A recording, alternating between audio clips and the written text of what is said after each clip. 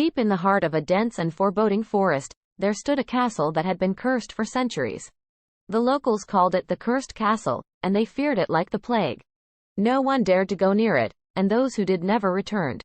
Legend had it that the castle had been built by a wealthy and powerful king, who had made a deal with the devil to gain more wealth and power.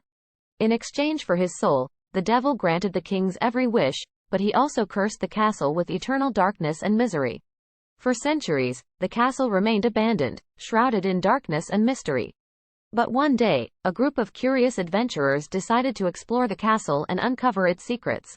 They had heard stories of the treasure that lay hidden within its walls and were determined to find it. As they approached the castle, they could feel a sense of unease creeping up on them. The air was thick with the stench of decay, and the sky was black as coal. But they pushed on, undeterred by the ominous signs. As they entered the castle, they were greeted by an eerie silence. The only sound was the creaking of the wooden floorboards beneath their feet. The walls were covered in cobwebs, and the air was thick with dust. The place looked as though it had been abandoned for centuries. The adventurers split up and began to explore the castle's many rooms and passageways. But as they did so, they began to notice that strange things were happening.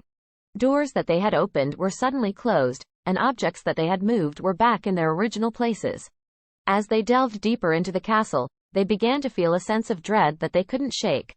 It was as though the castle itself was alive and watching their every move. And then they heard it. A low, menacing growl that seemed to come from deep within the castle's walls. Suddenly, the castle's ancient doors slammed shut, trapping the adventurers inside. They were plunged into total darkness, with no way out. As they fumbled around in the darkness, they could hear the sound of footsteps approaching them. But when they turned on their flashlights, there was no one there. The sound seemed to be coming from all around them, as though the castle was alive and moving.